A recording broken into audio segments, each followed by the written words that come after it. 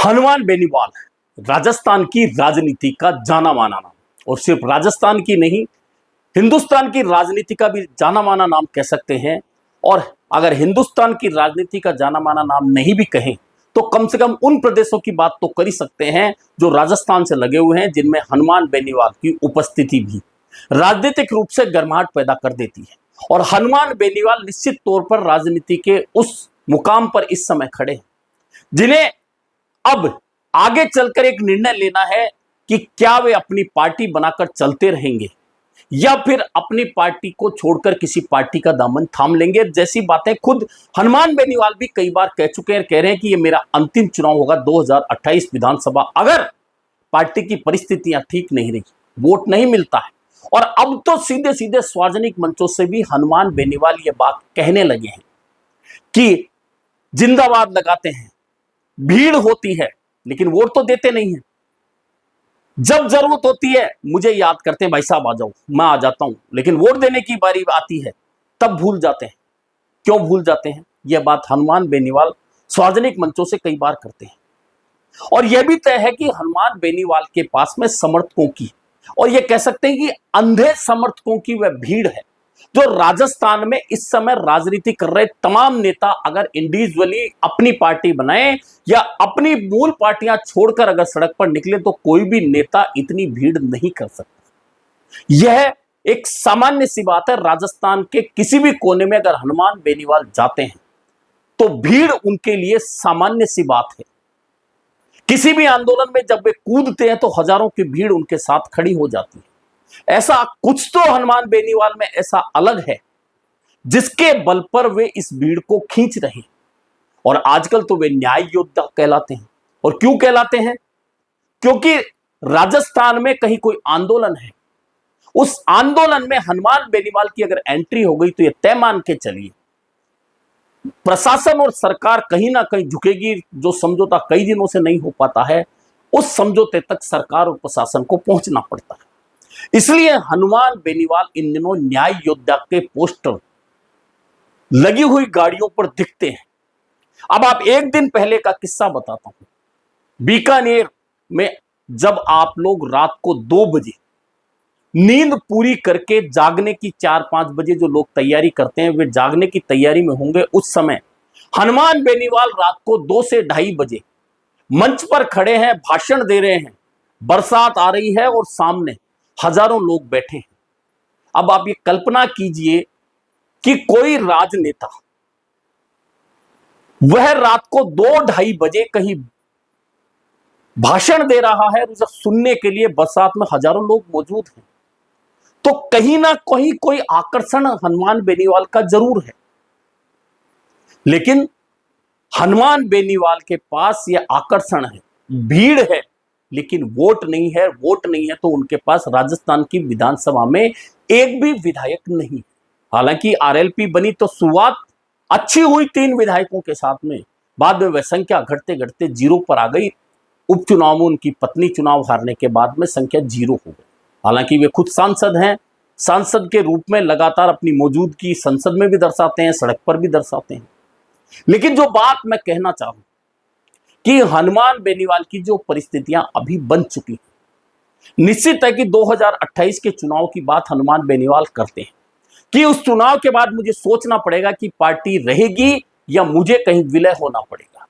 और यह बात महत्वपूर्ण है कि पूरे राजस्थान के आंदोलनों में जिस एकमात्र नेता की मौजूदगी होती है और मौजूदगी नहीं होती है, उस आंदोलन को अंजाम तक पहुंचा देते हैं।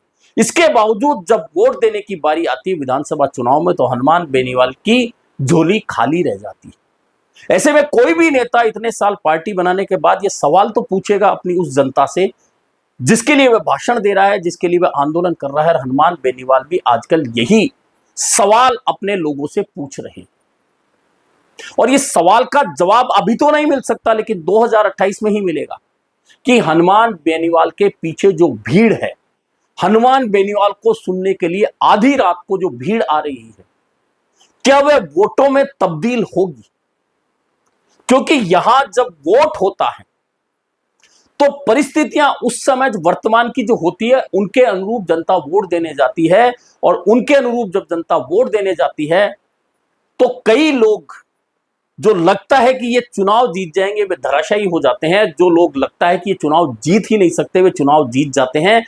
ऐसे ही हनुमान बेनीवाल की पार्टी की परिस्थिति पिछले चुनाव में बनी थी कि चुनाव लग रहा था हनुमान बेनीवाल ज्यादा भी नहीं तो 5 से 7 सीटों पर अपनी पार्टी के विधायक जीत दिलवाकर विधानसभा आएंगे, लेकिन जीत मिली अकेले को, और वह भी बहुत मामूली अंतर से खुद के कर्म क्षेत्र में जहां वे लगातार चुनाव जीत रहे हैं उनका गढ़ है, और बाद में उपचुनाव में वही गढ़ उनके हाथ से निकल जाता है। ऐसे में सवाल खुद हनुमान बेनीवाल के मन में उठते हैं। अब हनुमान बेनीवाल आंदोलन करने जा रहे हैं 22 तारीख को। दरअसल आंदोलन तो चल रहा है भरतपुर की धरती पर जाट आरक्षण आंदोलन का। अब उसमें हनुमान बेनीवाल 22 तारीख को खुद जा रहे हैं, और हनुमान बेनीवाल जा रहे हैं तो ये तो तय है कि हजारों की भीड़ उनके साथ जाएगी तो प्रशासन का सिरदर्द बढ़ेगा, ये भी तय है। ऐसे में हनुमान बेनीवाल आरोप लगाते हैं कि मेरा यह आंदोलन, इसे फेल करने के लिए सरकार तमाम हथकंडे अपना रही है। अब यह सच्चाई है नहीं है, क्योंकि आंदोलन चल रहा है, लेकिन लगातार कई सालों से भरतपुर के जाटों के आरक्षण के आंदोलन के चलने के बावजूद उन्हें सफलता नहीं मिल पा रही। और कहा जाता है कि हनुमान बेनीवाल किसी आंदोलन में घुसते हैं तो सफलता जरूर मिलती है, लेकिन यह ऐसा मामला है जिसमें इतना आसान नहीं है कि हनुमान बेनीवाल जाएं और उसका समाधान हो जाए। लेकिन चूंकि 22 तारीख को वे भरतपुर जाएंगे, निश्चित है मंच होगा, भीड़ होगी, भाषण होंगे। उस भाषण से क्या निकलेगा ये तो 22 तारीख को पता चलेगा, लेकिन हनुमान बेनीवाल की उपस्थिति भरतपुर में भी होगी। मारवाड़ हनुमान बेनीवाल की धरती है, मारवाड़ में हनुमान बेनीवाल के पग मजबूत हैं, वे कहीं भी जाएंगे तो वहां की परिस्थितियां अलग होंगी, लेकिन भरतपुर की अलग होंगी। इस स्थिति में अब हनुमान बेनीवाल आगे चलकर क्या अन्य पार्टियों के साथ गठबंधन करके, क्योंकि एक महत्वपूर्ण बिंदु हनुमान बेनीवाल के लिए है कि वे 2 बार सांसद बने। हालांकि उन्होंने चुनाव ज्यादा लड़े सांसद के, पहला चुनाव हार गए, उसके बाद भाजपा के साथ गए, एनडीए गठबंधन का हिस्सा बने, उस गठबंधन के साथ चुनाव लड़ा और सांसद बन गए। फिर एनडीए छोड़ दिया किसानों के मुद्दे पर और इंडिया गठबंधन के साथ आए, गठबंधन के साथ में फिर वे सांसद बन गए।